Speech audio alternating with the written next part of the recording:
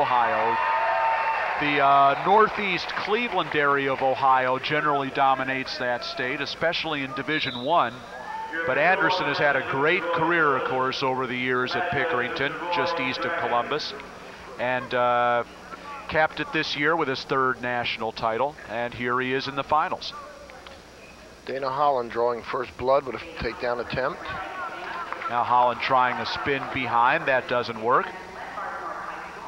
Anderson has improved on his feet, but Dana Holland will score the first takedown. He has a 2-0 lead. Nothing fancy. Head down, just snapped down, got behind the arm, spun behind for 2. I say nothing fancy, but that's a quality takedown. Holland was 47-1 this year. Won the Class AA state title in Illinois for Glenbard North. Was fourth in the state as a sophomore and as a junior. And he likes to work on his feet, but as you can see, he's got a cradle working too. He loves that cradle himself, and he's getting a count from Roy Fills. He got him there quick. And Roy Fills with a 2 count, and it's a 4-0 lead for Dana Holland. 50 seconds left in the first period. Holland rep as Anderson stands up, works the legs and brings it back down, and they'll come in for a fresh start to the center. 44 seconds left to go. If you were demonstrating a cradle, you not necessarily would do it that way, but Dana Holland successfully picking up 2 points, bringing him back quickly, now leading 4-0.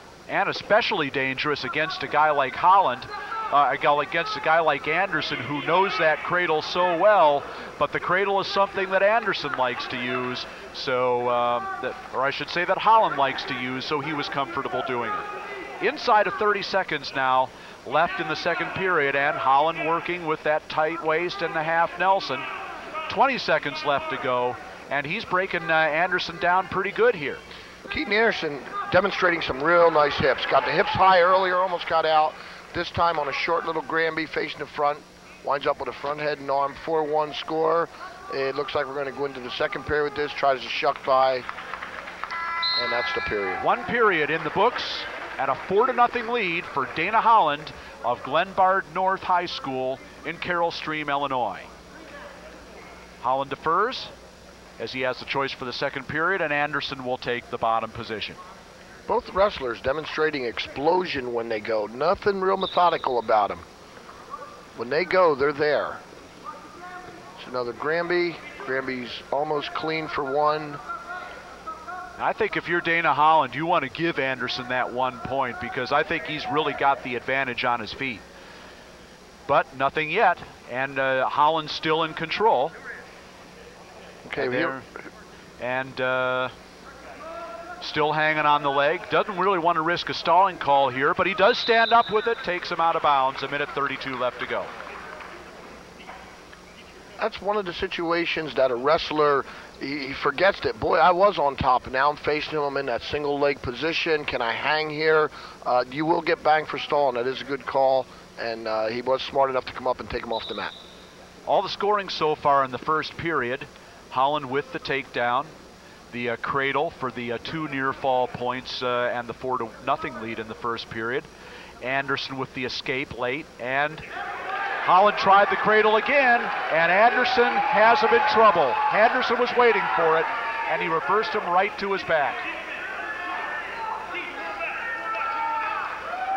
The reversal and 2 near fall points coming for Keaton Anderson of Pickerington, Ohio. And the 2 points given now, and it's a 5-4 lead now for Keaton Anderson. 58 seconds left to go in the second.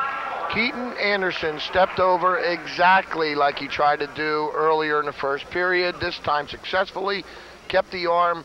I hate to say this, that's pretty much of a midget kind of move, but once again, he did it with explosion and took him right to his back, kept him there for the 2 back points, now leading 5-4. And this is where Holland does not want to be. Now Anderson has his first chance to work on top where he's so dangerous, but Holland does get his leg free. Now, and we have a locked hands call coming, signaled by Roy Fills. Holland trying for the reversal, it doesn't work, but it's going to be a tie score with the locked hands call, 5-5 now. as they come back to the center with 37 seconds left to go.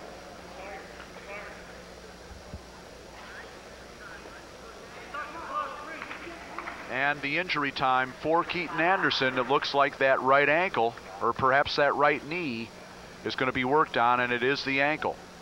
Little credit where credit is due, Rob. You and I have seen a million tournaments in our careers, and how trainers kind of take their time to get out there, and sometimes it winds up almost being your enemy with waiting for the treatment to occur to a wrestler. Health South throughout this tournament, and as demonstrated in these finals, are out there just about as quickly as the wrestler sits on the mat, and not with any question, they watched how he got injured. That is so important. You tap a trainer or one of your medical field, and the first question is, well, how did he twist it? These people are sitting mat side, they're looking in, they see how it occurred, they're out there, they're treating it, they're back off, and the wrestler's back in it. Looks like a low ankle sprain maybe for Keaton Anderson. He's got that shoe taped now, and we'll get back to action. 37 seconds left in the second period. All tied up at 5-5. Holland scored 2 with that flying cradle in the first period. The second time he tried it here in the second, Anderson was waiting for it, and he capitalized. And Anderson brings Holland back down. Holland again with the stand-up, trying to kick out, and he does have the escape. 6-5 now, the lead for Dana Holland as they come back to the center. 26 seconds left in the second. Dana Holland on the bottom, knowing how tough Keaton Anderson is on top, kept going away, away, away, away. You fight into a kid that good on top, you're asking for trouble. It's the old, you don't get in a pissing match with a skunk, and that's what you would be doing by fighting back into a top man. You go away. And a nice duck under by Dana Holland, and he has the takedown. 4 seconds left in the second period, and an 8-5 score. And what a lightning quick move there with the duck under. Talking earlier about explosion. When he goes, and once again, the same with Anderson. He's far from out of this match, trailing 8-5. Holland with the choice now. He's going to choose neutral, and as we have another injury time now, apparently for Anderson, and that's going to be the case. That'll be his second injury timeout. And with that 4-point reversal having been given up in the second period, Ed, it's going to be interesting to see the next time Holland does score on his feet exactly how he's going to handle that. Whether he's just going to cut Anderson loose right away, knowing I've got an advantage on my feet that he can't match, or whether he's going to try and work on the mat again.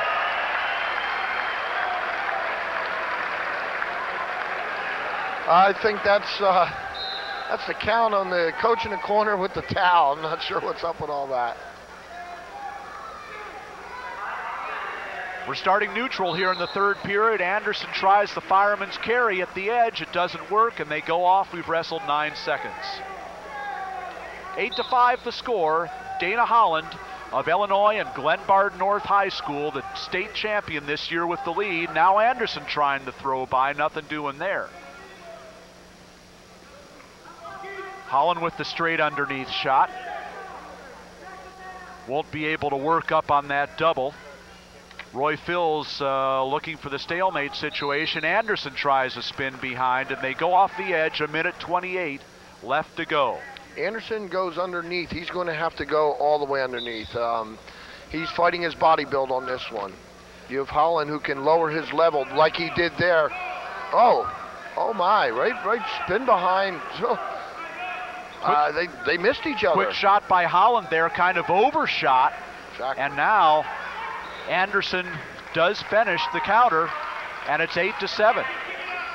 And Anderson has another chance to work on top. We'll see how quickly Holland could get out as they go off the edge.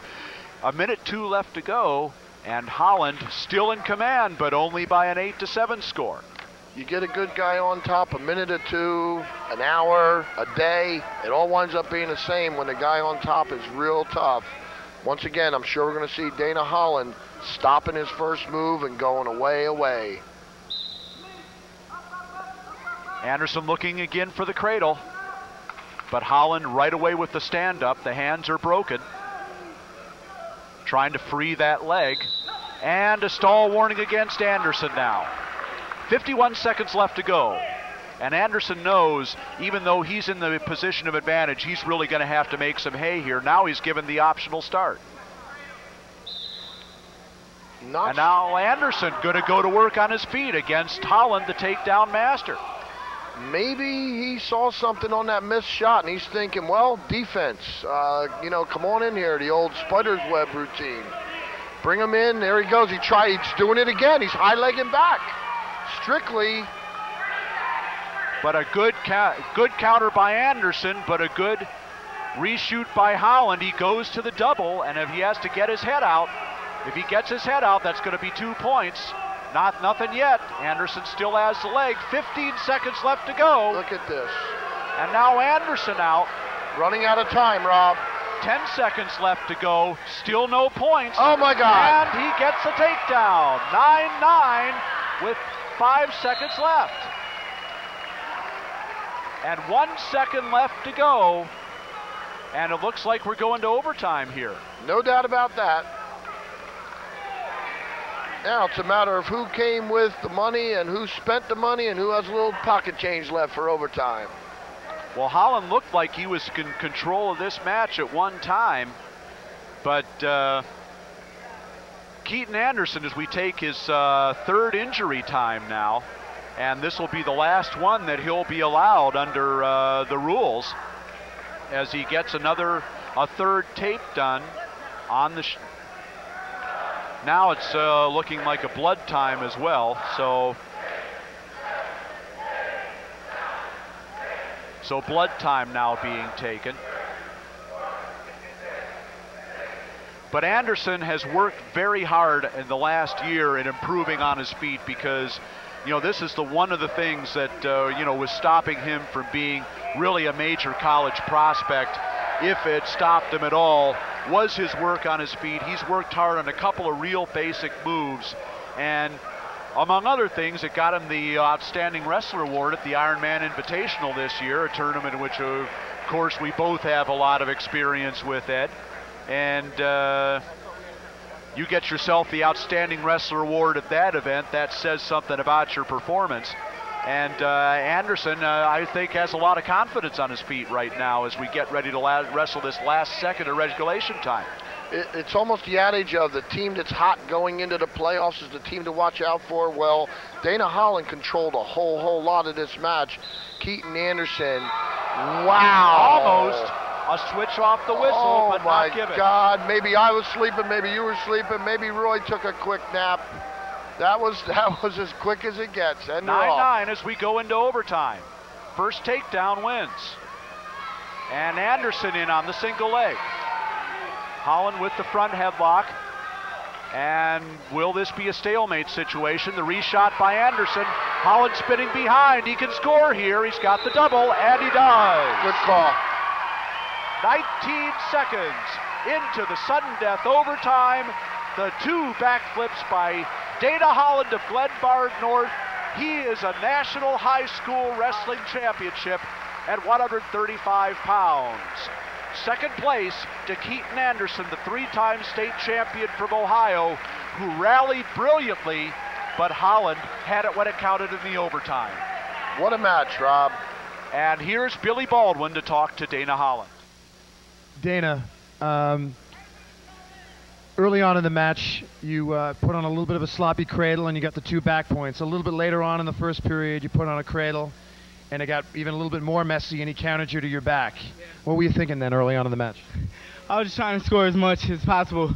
I'm good on my feet now, so I was wrestling, but I was going to let him go, but I saw the cradle, so I said, go for it. I mean, you got to do it. You either do it or you don't, and I did it. In the third period, you're winning 8-7. He lets you up to make it 9-7. To go on your feet against you, and you're very tough on your feet. He takes you down, going to the end of the match, and you're going into overtime. What are you thinking when he takes you down at that moment and you're going into overtime?